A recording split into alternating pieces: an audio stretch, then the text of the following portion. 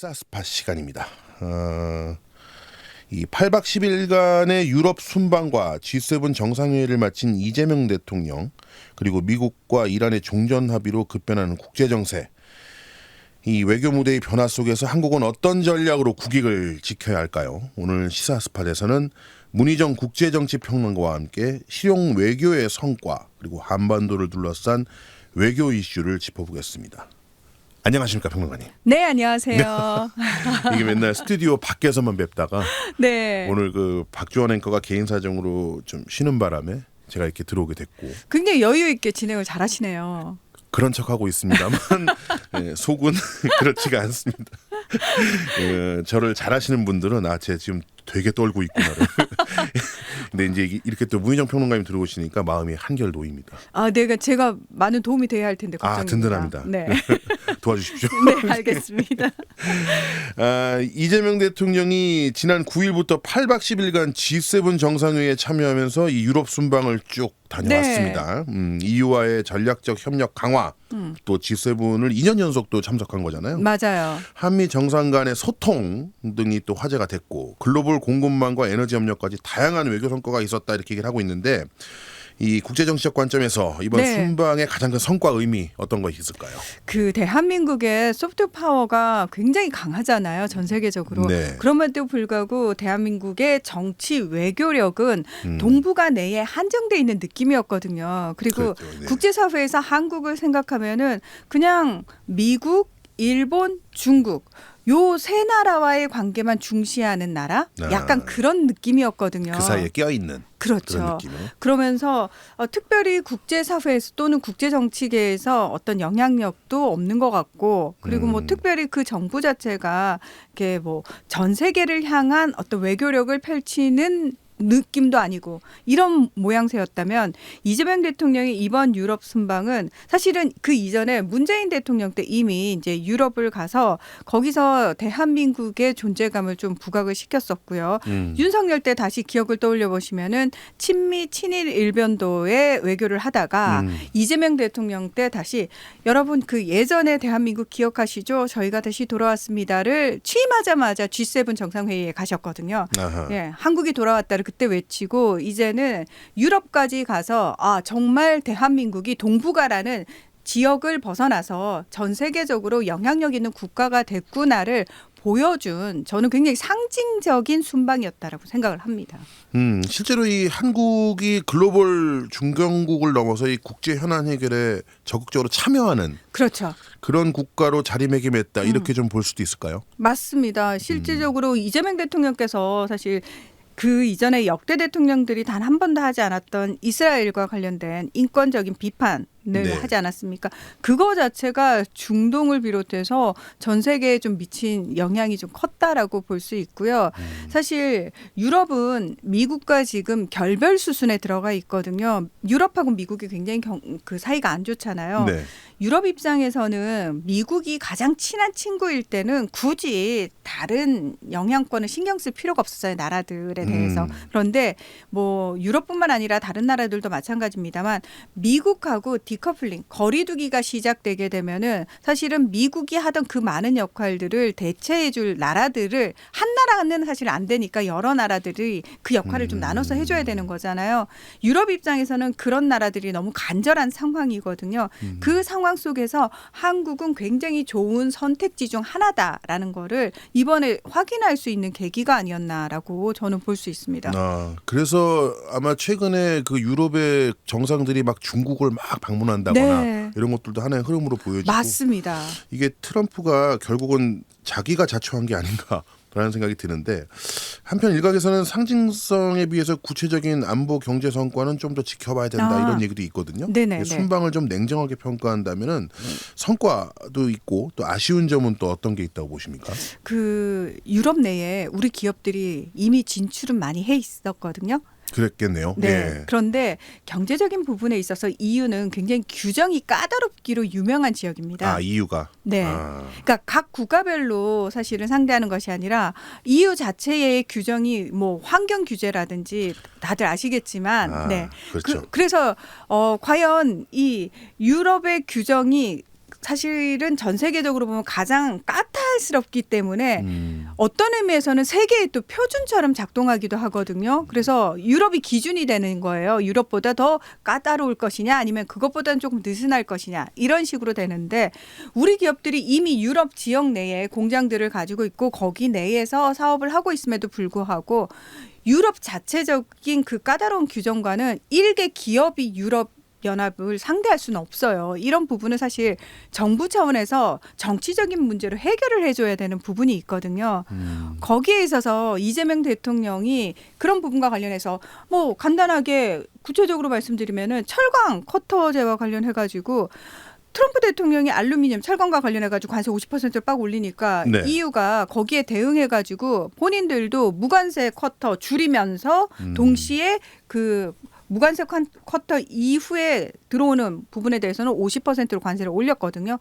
거기에 있어서 우리 기업들이 굉장히 고통을 받는단 말이에요. 근데 이번에 우리 정부가 가가지고 그 부분과 관련해서 한국이 조금 혜택을 받을 수 있게 신경을 써달라라고 이야기를 했고 유럽연합 차원에서도 긍정적인 대답을 했다라고 얘기를 하거든요. 그러니까 이런 식으로 사실은 뭐 우리 정부가 가가지고 이거는 얼마만큼 계약을 해왔고요. 이건 얼마너치를 계약을 해왔고요. 이 차원이 아니라 정부가 가서 힘있게 이런 외교를 펼쳐주게 되면은 유럽 내에 이미 들어가 있던 우리 기업들 입장에서는 EU를 상대하기가 훨씬 수월해진다라는 거죠. 아, 그렇게 되는군요. 지금 제가 문희정 평론가님 얘기를 들으면서 잠깐 느낀 게 뭐냐면 이번에 이재명 대통령이 유럽 순방을 갔다 온 그 사실 하나만으로 놓고 봤을 때 뉴스가 굉장히 많이 나오잖아요. 여러 매체들 통해서 그 많은 매체들을 결국은 우리가 다 일일이 좀 훑어볼 필요가 있지 않겠나. 지금 그럼요. 말씀하신 내용이 사실 주류 언론에서는 많이 보도가 안 됐거든요. 이게 참 저는 안타까운 부분인데 뭐냐면은 네. 아니 이전에 윤석열 정부가 그렇게 뻔질나게 해외에서 막 한 달에 한 번씩 갔을 때는 그냥 온통 해외 순방 얘기밖에 안 나왔었거든요. 네. 그런데 정작 이재명 정부가 이렇게 해외 순방 가면서 엄청난 성과들을 하고 있고 실질적으로 어떤 국가 이익에 가져오고 있는지에 대해서는 설명해 주는 언론이 거의 없다라는 게 그래서 사실 국민들은 잘 모른다라는 겁니다. 그냥 유럽 순방 갔나 보다, G7 정상회의 갔나 보다 이런 수준으로 받아들인다는 거죠. 그게 너무 안타깝다는 거죠. 그렇습니다. 지금까지 이재명 정부의 성격을 놓고 봤을 때 그냥 나가는 거는 거의 없다라고 생각이 맞습니다. 들고. 네. 근데 이 중에서 이제 미중 전략 경쟁과 북중러 연대가 심화되는 상황에서 이 실용 외고가 자칫 전략적 모호성으로 비칠 수 있다 이런 지적도 있긴 하거든요. 이재명 정부는 국익과 가치 외교 사이에서 어떤 원칙을 세우는 게 좀 좋다고 보십니까? 저희 단도직입적으로 말씀드리면 지금 전 세계에서 어느 정도 급이 되는 국가들 중에 가치 외교를 하는 나라가 있나요? 가치 외교는 더 이상 의미가 없습니다. 무슨 얘기냐면 각 국가는 이미 외교의 장은요. 국익을 가장 최우선에 두고 싸우는 전쟁터라고 보시면 돼요. 그러니까 무기로 싸우는 게 아니고요. 각자의 국익을 가져와 가지고 어떻게 자신의 이익을 더 많이 챙겨갈 것인가를 싸우는 싸움의 현장입니다. 거기서 대한민국은 늘 그래도 가치 외교 이거는 사실 굉장히 이상적인 얘기거든요. 현실적인 국제정치판에서는 아니 그게 무슨 의미가 있어가 되는 거예요. 그래서 그러면 가치 외교는 버려야 되는 건가요? 아니죠. 그거는 원론적인 차원에서 입장을 취할 때는 당연히 가치 외교를 내세우는 게 맞습니다. 하지만 우리의 국익과 직접적으로 연관이 되는 부분에 있어서는 확실하게 실용 중심으로 가는 게 맞는 거죠. 그게 이재명 정부의 지금 외교 철학이죠. 국익 중심의 실용 외교를 하겠다라고 얘기를 하고 있고 그거는 근데 우리가 그렇게 얘기를 해서 이야기를 하는 거지만 이미 유럽들도 그렇게 하고 있고 미국은 뭐 그렇게 얘기 안 합니까? 미국은 대놓고 미국 우선주의를 얘기하지 않습니까? 그렇죠. 네. 결국 이 가치 외교라는 것도 결국은 국익적으로 얼마큼 더 끌어당길 수가 있는가에 대한 부분인 것 그럼요. 같아요. 네. 그것도 하나의 수단이죠. 이거 정말 냉정하게 들리실 것 같은데요. 제가 대학원에서 강의실에서는 저는 굉장히 이상주의자였거든요. 그런 게 어딨어. 가치 중심으로 가야 되는 거고. 근데 현실에 나왔더니 그렇게 하면은 뒤통수 맞기 일쑤고요. 우리 국민들, 우리 기업들 지킬 수가 없습니다. 그렇습니다. 그래서 이런 상황을 놓고 봤을 때 이 외교가 지금 현재 얼마나 중요한가를 또 한번 느끼게 되고요. 네. 자, 미국과 이란 얘기 좀 해볼게요. 어제 밤 뉴스까지가 지금 제 머릿속에 업그레이드가 돼 있는 부분인데 이 4자 협의가 시작된 것으로까지 들었습니다. 그러니까 미국, 이란, 그다음에 중재국인 카타르, 카타르? 파키스탄. 네, 그렇게 돼 있죠. 여기 이 미국과 이란의 그 MOU 전문이 공개되면서 적지 않은 논란이 일고 있는데 특히 호르무즈 해협 개방과 맞받고 이란의 원유 수출 재개, 네. 동결 자산 해제, 또 대규모 재건 기금 조성 등이 포함되면서 군사적으로 미국이 우위였지만 협상에서는 이란이 더 많이 얻었다 이런 평가가 있거든요. MOU 이거 좀 어떻게 네. 평가하십니까? 이거는 아주 제가 이 방송 초창기에 이 전쟁 시작되자마자 결국은 이란이 원하는 방향에서 이란이 원하는 걸 다 들어주면서 끝날 것이다라고 그러셨었죠. 얘기했거든요. 네. 그리고 이 14개 항 있잖아요. 이것 자체가 다 이란이 요구하던 게 그대로인 들어갔어요. 거죠. 예, 그대로인 그대로 거죠. 다 들어갔습니다. 그대로 다 들어갔습니다. 그 실질적으로 이란은 이번 전쟁을 통해서 물론 전장이 이란, 그러니까 전쟁터가 이란이라는 국토였기 때문에 피해를 받았죠, 당연히. 하지만 그 외교적으로 보면은 사실은 이란은 압승을 거뒀다라고 볼 수 있습니다. 그러니까 미국이 군사력만으로 이란을 압박하려 했으나 전혀 이란으로부터 어떤 양보도 얻어내지 못했는데요.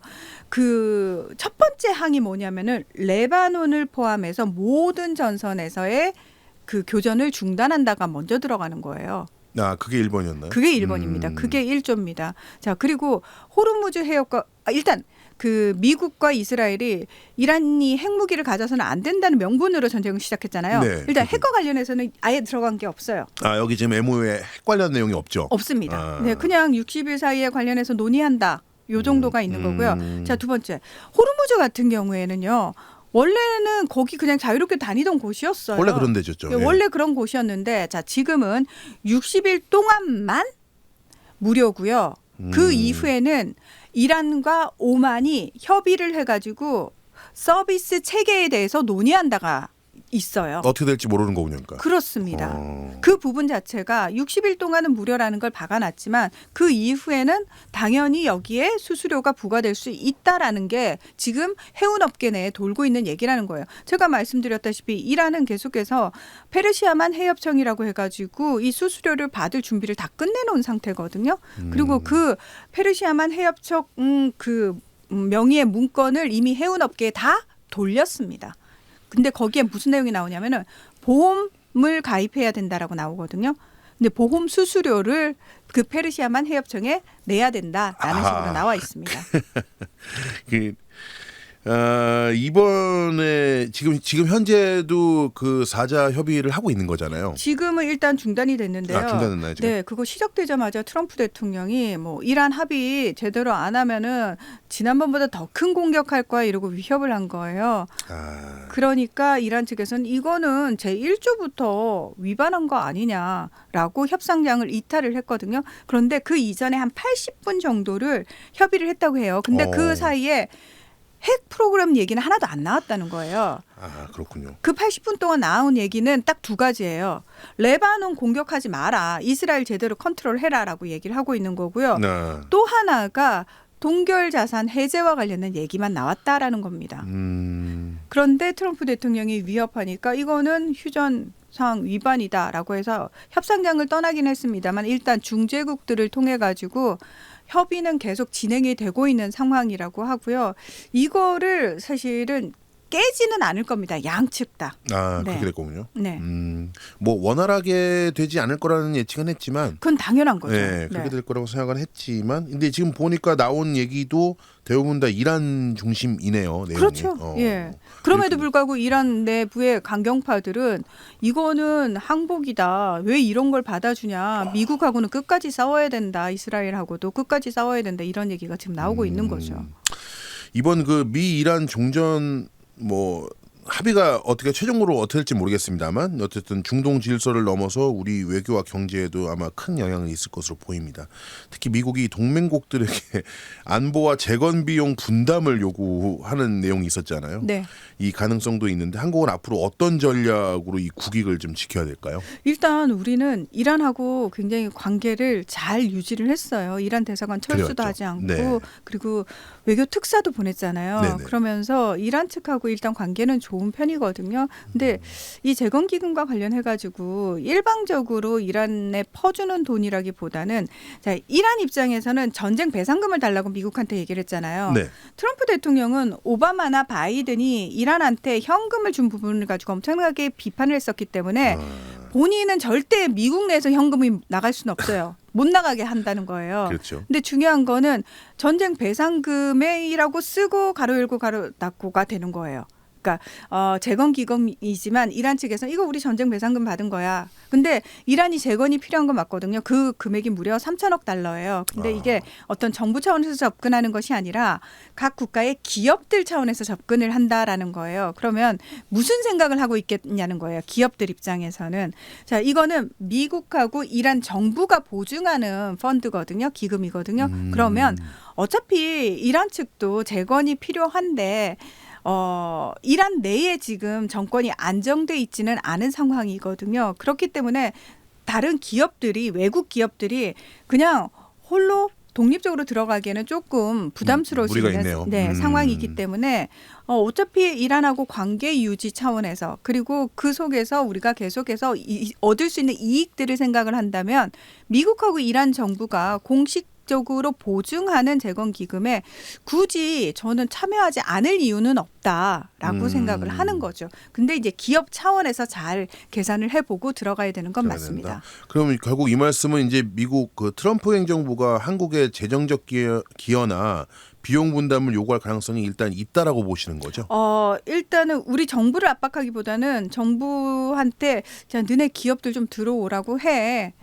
라고 이야기를 하겠죠. 그런데 사실 아마 기억나시는지 모르겠지만 우리가 이란에 인도주의적으로 지원을 했었거든요. 이재명 정부가. 네네네. 그렇죠. 네. 예, 그 차원을 통해 가지고 저는 그게 그냥 인도주의적으로 우리가 지원을 하는 것도 있지만 기업적인 차원에서 사실 들어가면은 훨씬 관계는 더 밀접해질 수 있거든요. 그렇습니다. 그래서 저는 우리 정부 차원에서는 당연히 우리 기업들에게도 많은 선택의 문이 열려 있다라고 원론적으로 대답을 하고요. 그다음에 기업들이 계산기를 두들겨 보고 어느 선까지 어디까지 들어갈 건지는 결정을 하면 되는 거라고 저는 생각을 합니다. 그렇게 되는 거군요.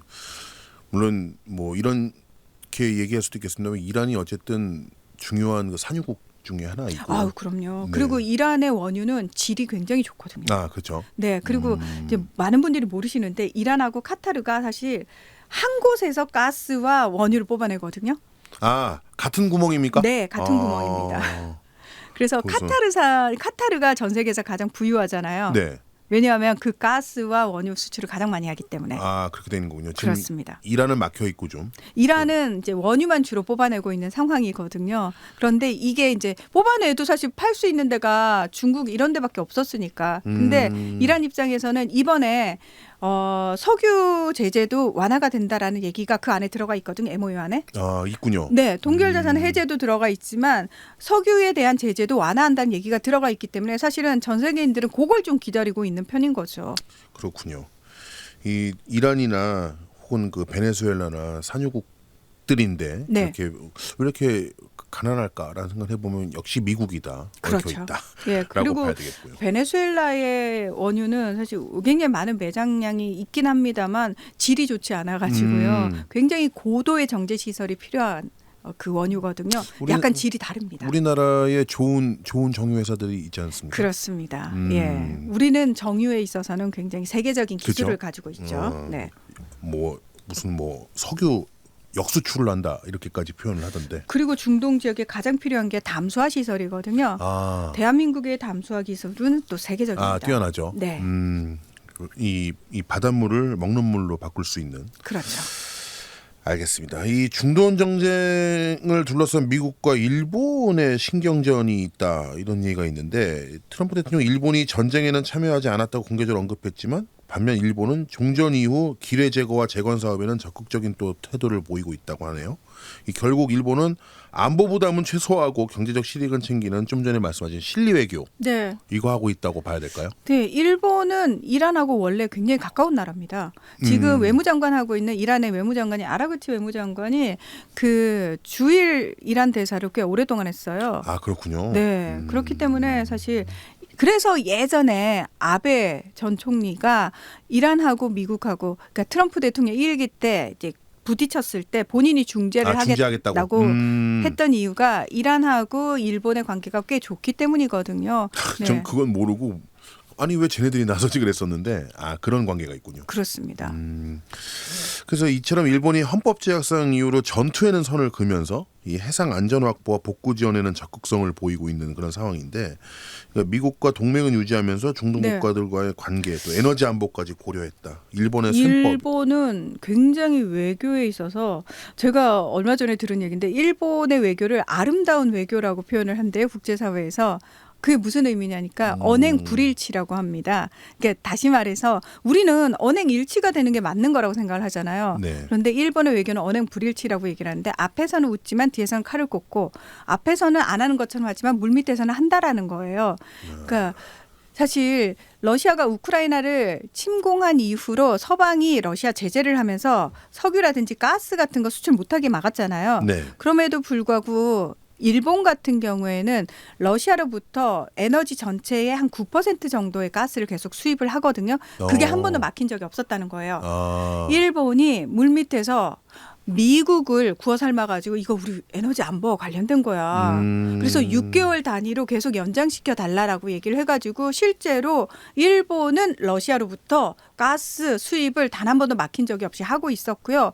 심지어 지금 상황에선 전쟁 끝날 거에 대비해가지고 이미 지난 5월부터 전방위적으로 일본이 러시아 측하고 밀접한 접촉을 하고 있습니다. 그래서 굉장히 발빠르게 움직이고 있는 대표적인 나라가 일본이라고 할 수 있습니다. 빠르게 한번 다음 질문 하나 드려보겠는데요. 네. 이재명 대통령이 레오 14세 교황을 만났잖아요. 네. 저는 이것도 사실 상당히 좀 이례적이라고 생각했는데 이 한반도 평화 정착과 남북관계 개선을 위한 역할을 요청했고 또 내년에 방안을 좀 해달라. 가능하면 북한까지 가달라 이렇게 했거든요. 네. 이거에 대해서는 어떻게 평가를 해볼 수 있을까요? 네, 내년에 그 가톨릭에서 가장 큰 행사인 세계 청년 대회가 우리나라 있죠. 서울에서 네, 열리거든요.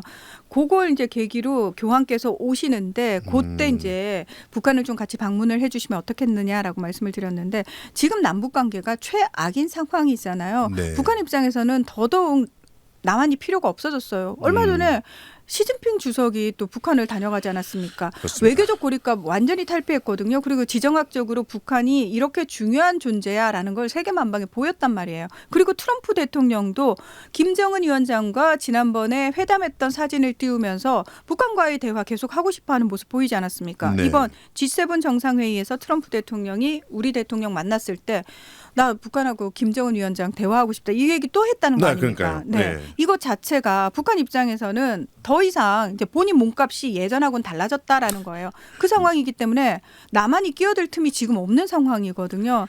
그 그렇습니다. 상황을 어떤 식으로든 타개하기 위해서는 우리 입장에서도 전방위적으로 북한과 다리를 놔줄 수 있는 나라, 조직, 세력들에게 부탁을 하는 수밖에 없는 거죠. 그중에 하나가 이제 레오 14세 교황이고요. 그다음에 그렇습니다. 중국과의 관계를 또 이용할 수도 있는 거고요. 러시아와의 관계도 또 이용할 수 있는 거고요. 이 한반도 문제에서 결국 우리가 가장 우려하는 것은 우리가 배제되는 것. 그렇죠. 이지 않습니까? 네. 남들끼리만 대화하고 우리가 배제되는 거. 이 부분을 가장 경계해야 될 것 같은데. 맞습니다.